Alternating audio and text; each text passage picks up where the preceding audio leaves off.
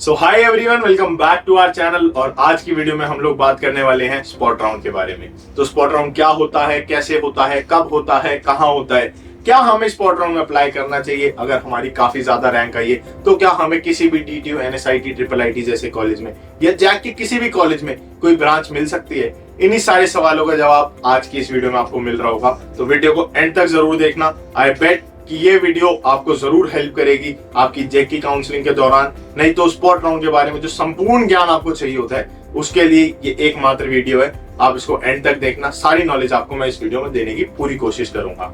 तो spot round क्या होता है? तो स्पॉट राउंड एक ऐसा राउंड होता है जो एक JEE एस्पिरेंट की हाथ से जाती हुई ब्रांच या हाथ से जाता हुआ कॉलेज वापस उसकी गोदी में लाके रख सकते। जैसे स्पॉट राउंड कब होता है? तो स्पॉट राउंड तब होता है जब आपके सारे राउंड्स काउंसलिंग के खत्म हो जाते हैं। उसके बाद जो सीट्स वेकेंट रह जाती है। वेकेंट कैसे रह जाती है? अगर किसी बच्चे ने अपनी सीट विड्रॉ कर ली हो, क्योंकि वो बच्चा हो सकता है किसी और कॉलेज में भी अप्लाई कर रहा हो, वो वहां चला गया हो, तो अगर उसने अपनी सीट विड्रॉ कर ली या उसके डॉक्यूमेंट्स में कुछ प्रॉब्लम आ गई या XYZ कुछ भी प्रॉब्लम की वजह से वहां पे एक सीट वेकेंट हो गई, खाली हो गई, तो उसका मौका दिया जाता है बाकी के बच्चों को जिससे वो सीट्स को फुलफिल कर पाए। लेकिन उससे पहले ही जो ऑलरेडी बच्चे जिनको सीट्स मिली हुई होती हैं उनको प्रिविलेज दिया जाता है, उन लोगों को इंटरनल अपग्रेडेशन। अब इंटरनल अपग्रेडेशन क्या होता है ये समझाता हूं। तो इंटरनल अपग्रेडेशन होता है कि हर बच्चा अपनी प्रेफरेंस लिस्ट अपने हिसाब से भरता है। तो जैसे मैंने फर्स्ट नंबर पे CS भरी है, सेकंड नंबर पे IT भरी है, तो मेरे को IT मिली हुई है, लेकिन CS वाला बच्चा मान लो IIT में चला गया क्योंकि उसने जोसा में भी अप्लाई कर रखा था, तो CS की सीट खाली हो गई। अब मेरी प्रेफरेंस लिस्ट में पहले CS थी तो वो सीट खाली हो गई और मेरी अपने आसपास वालों से सबसे अच्छी रैंक हुई तो वो सीट मेरे को ऑटोमेटिकली अलॉट हो जाएगी। उसको कहते हैं इंटरनल अपग्रेडेशन। मतलब आपको अपने आप अपग्रेड कर दिया जाएगा जब तक आपने अपनी सीट फ्रीज ना करी हो। आपकी सीट फ्लोट पे होगी तो आपको अपने आप अपग्रेड किया जाएगा, जो भी बेस्ट ब्रांच होगी उस टाइम पे आपकी चॉइस फिलिंग के हिसाब से। अब इंटरनल अपग्रेडेशन के बाद होता है आपका स्पॉट राउंड। स्पॉट राउंड में क्या होता है? उसमें आपको फिजिकली कॉलेज में जाना होगा, जो भी कोई कॉलेज उस टाइम पे डिसाइड होगा। मोस्ट प्रोबेबली DTU डिसाइड होगा क्योंकि जैक दिल्ली का ऑफिस भी वहीं पे है, तो आपको DTU में आके BR ऑडिटोरियम, एक ऑडिटोरियम है, वहां पे आके फिजिकली रिपोर्ट करना पड़ेगा, जिसमें आपको एक 95,000 का डिमांड ड्राफ्ट भी लाना होगा, सो दैट आपको अगर सीट मिली तो आप वहीं के वहीं अपनी सीट एक्सेप्टेंस फीस दो और वो सीट रख लो। अब क्या होता है, वहां पे आपके पीछे ना एक स्क्रीन चल रही होती है, उस स्क्रीन में लिखा हुआ होता है कि इस ब्रांच में इस कैटेगरी की इतनी सीट्स हैं। अब इसमें भी कोटा चलता है क्योंकि कैटेगरी आ जाती है। दिल्ली का कोटा 85% आप लोगों को पता होगा, नॉन दिल्ली का कोटा 15% वो आपका इसमें भी लगता है। इसके अलावा जो आपकी कास्ट रिजर्वेशन होती है, ST, SC, OBC, जनरल, ये सारी भी इसमें लगती है। और इसमें इंटरनल चेंज भी होती है कास्ट। जैसे मान लो ST की कोई सीट अवेलेबल है, लेकिन उस टाइम फिजिकल रिपोर्टिंग में उस जगह पे ST कोई कैंडिडेट नहीं है, तो उस सीट को इंटरचेंज कर दिया जाएगा SC के साथ। अब SC का भी नहीं है तो OBC के साथ, OBC का भी नहीं है तो जनरल के साथ। इस तरीके से इंटरचेंज कर देते हैं ये लोग, तो इसलिए भी प्रोबेबिलिटी काफी हाई हो जाती है आपको सीट मिलने की, क्योंकि वहां पे पूरा 100% लक का गेम चल रहा होता है। तो आपको अगर ब्रांच मिलनी होगी उस टाइम पे, अगर आप आ रहे होगे और उस जगह प्रेजेंट होगे, तो आपको आपकी वो ब्रांच मिल जाएगी। आई होप आपको इतनी चीज समझ आ गई। अब बात करते हैं कि स्पॉट राउंड कब होगा।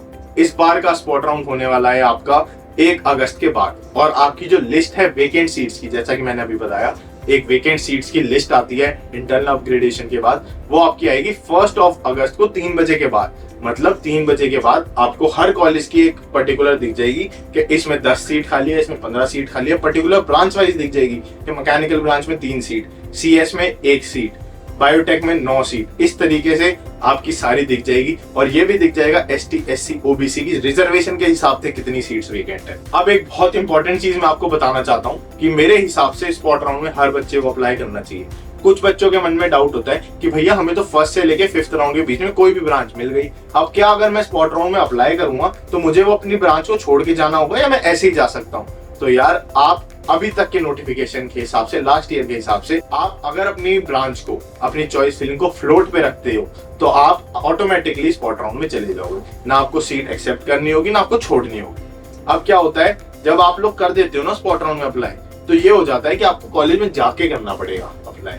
तो आपकी जो सीट है वो तो है ही, लेकिन हर बार का ना नोटिफिकेशन अलग हो जाता है। कई बार ऐसा होता है आपकी जो राउंड में सीट मिली है वो आपको छोड़ के जानी पड़ेगी, मतलब वो आपको छोड़नी पड़ेगी, तब आप उसमें जा सकते हो। वो जो भी नोटिफिकेशन आएगा उसके लिए आप चैनल को सब्सक्राइब कर लो, मैं आप लोगों को बता दूंगा कि क्या करना है, कैसे करना है, कब करना है। अब मेरे हिसाब से स्पॉट राउंड में हर बच्चे को अप्लाई करना चाहिए, हर बच्चे का राइट है। तो आप लोग स्पॉट राउंड में जरूर अप्लाई करना। 100% चांसेस होते हैं कि आप जिस ब्रांच से उससे बेटर ब्रांच में 100% चले जाओगे। अब एक बहुत ज्यादा इंपॉर्टेंट चीज और बताने वाला हूँ आपको कि मेरे हिसाब से किस किस रैंक के बच्चे को स्पॉट राउंड में अप्लाई कर लेना चाहिए, जिनकी प्रोबेबिलिटी काफी हाई है। तो ये बच्चे बिल्कुल भी ऐसा ना करें कि छोड़ दें किसी भी कॉलेज को या किसी की बातों में आके कि यार रहने देता हूँ। देखो, इसमें आपको टेक की ब्रांच तो नहीं मिलेगी, क्योंकि टेक की ब्रांच इंटरनल अपग्रेडेशन में ही फुल हो जाती है। आपको कोर की काफी सारी अच्छी ब्रांच मिल सकती है, इलेक्ट्रिकल मिल सकती है, काफी हाई रैंक पर मिल सकती है, आपको ईसीई मिल सकती है एक बार को। ऐसी काफी सारी जो भी ब्रांच है, सिविल, मैकेनिकल, ये भी आपको मिल सकती है। तो अब मैं आपको रैंक बता देता हूँ, इनसाइड दिल्ली, आउटसाइड दिल्ली। सबसे पहले शुरू करते हैं जनरल कैटेगरी से। अगर आप जनरल कैटेगरी 1 लाख से लेके 1,20,000 तक रैंक ला रहे हो तो मेरे हिसाब से आपको स्पॉट राउंड में अप्लाई कर देना चाहिए। और अगर आप आउटसाइड दिल्ली हो तो 90,000 से लेके 1 लाख तक आपकी रैंक है, आउटसाइड दिल्ली जनरल कैंडिडेट, तो आप भी अप्लाई कर दो, आपको भी कोई ना कोई ब्रांच मिलने के 100% चांसेस है। उसके बाद एससी कैटेगरी में 5 लाख, 6 लाख, 7 लाख, 7.5 लाख, 8 लाख तक भी अगर आपकी रैंक है तो आप अप्लाई कर दो, आपको भी जरूर कुछ ना कुछ मिल ही जाएगा किसी ना किसी कॉलेज में। ये था इनसाइड दिल्ली। अब बताता हूँ आउटसाइड दिल्ली। अगर आपकी रैंक 2.5 लाख से लेके 3 लाख तक है तो आप आउटसाइड दिल्ली एससी कैंडिडेट उसमें अप्लाई कर दो, आपको भी कोई ना कोई सीट जरूर मिल जाएगी। अब बात करते हैं एसटी कैटेगरी के बारे में। एसटी कैटेगरी के बच्चों के लिए काफी बेनिफिट होता है। आप लोग सिर्फ किसी भी रैंक पे अप्लाई कर देंगे तो आपको आपकी वो ब्रांच या फिर वो वाला कॉलेज होपफुली मिल सकता है। नहीं तो आपका एडमिशन जैक के अंदर तो 100% पक्का है, किसी ना किसी कॉलेज में आपको एडमिशन 100% मिल जाएगा, चाहे आपकी कितनी भी रैंक। अब बात करते हैं ओबीसी कैंडिडेट के बारे में इनसाइड दिल्ली। अगर आपकी रैंक 3 लाख के आसपास है, 3,10,000 के आसपास है, तो आप ओबीसी कैंडिडेट दिल्ली कैटेगरी इसमें अप्लाई कर सकते हो और आपको कोई ना कोई ब्रांच जरूर मिल जाएगी। कोई ना कोई में आपको कोर की ब्रांच मिलती है, एनवायरमेंटल मिल जाए, ईपी मिल जाए, बायोटेक मिल जाए, जो भी कोई ऐसी ब्रांच हो वो आपको मिल जाएगी। उसके बाद आउटसाइड दिल्ली ओबीसी कैंडिडेट, अगर आपकी रैंक 1 लाख से लेके 1,10,000 तक है तो आपको जरूर अप्लाई करना चाहिए। अब बात करते हैं ईडब्ल्यूएस कैटेगरी के बारे में।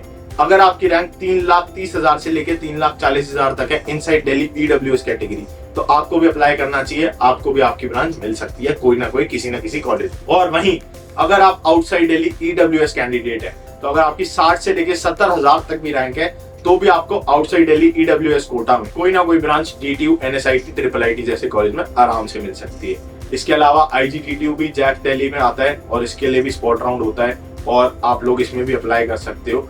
काफी सारे इसमें कोटास चलते हैं, पीडब्ल्यूडी का चलता है, डिफेंस का चलता है। ये सारे कोटास जैसे आपके और काउंसलिंग में अप्लाई हो रहे हैं वैसा सेम आपका स्पॉट राउंड में भी अप्लाई होता है। तो इसलिए ये मत सोचना कि स्पॉट राउंड में जाएंगे तो हम जनरल कैंडिडेट की तरह देंगे। आपका जो भी कोटा होगा, जो भी रिजर्वेशन होगा, वो आपका वहां पे रहेगा स्पॉट राउंड के लिए। इसके अलावा भी आप लोगों के दिमाग में कोई क्वेश्चन हो, आप लोग कोई पूछना चाहते हो, कोई किसी भी चीज के बारे में जानना चाहते हो तो कमेंट कर देना। मैं कमेंट में सबके आंसर करने की जरूर कोशिश करूंगा।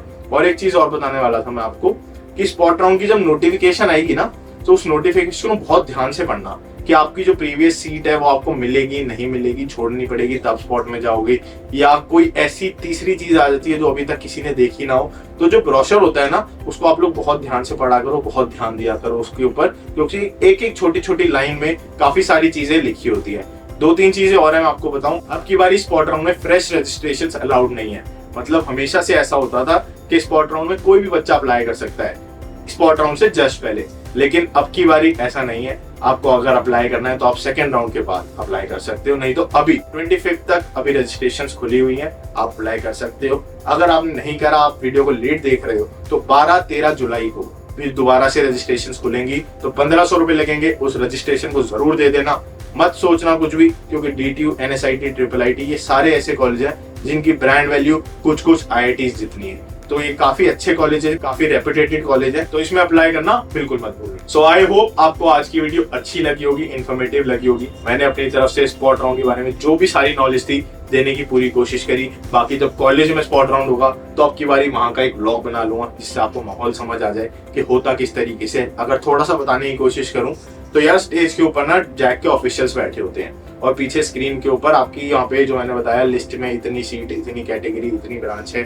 और इसकी ऐसे है, ये सारी आपकी डिटेल चल रही होती है। तो क्या करते हैं वो कॉल करते हैं माइक पे कि 1 लाख से लेके 2 लाख तक के बीच में कोई भी एसटी कैंडिडेट है तो स्टेज पे आ जाए, जनरल कैंडिडेट है 90,000 से लेके 1 लाख के बीच में तो स्टेज पे आ जाए। मतलब वो रैंक वाइज कॉल करते हैं माइक पे, और अगर आप वहां पे हुए, आपके डॉक्यूमेंट्स पूरे हुए, डॉक्यूमेंट्स पूरे ले जाना। अगर आपने डॉक्यूमेंट्स वाली वीडियो नहीं देखी है तो मैं पिन कर दूंगा उसको, इस तरफ आ रही होगी, उसको जरूर देख लेना, उसमें सारे डॉक्यूमेंट्स है। उसके अलावा आपको जो डीडी मैंने बताया वो डीडी जरूर लेके जाना है 95,000 रुपीज का, जिससे आप तभी के तभी उसको दे के अपनी सीट बुक करा दो। इसके अलावा कुछ भी चीज होगी तो आप इस चैनल को सब्सक्राइब कर लो। मैं इसमें जल्दी अब चीजें बताता रहूंगा, नोटिफिकेशन आएंगी वो भी समझाता रहूंगा शॉर्ट्स वीडियो के थ्रू। तो आई होप आपको वीडियो आज की अच्छी लगी होगी, इन्फॉर्मेटिव लगी होगी। अच्छी लगी हो तो लाइक जरूर कर देना। बाकी thank you so much for watching this video.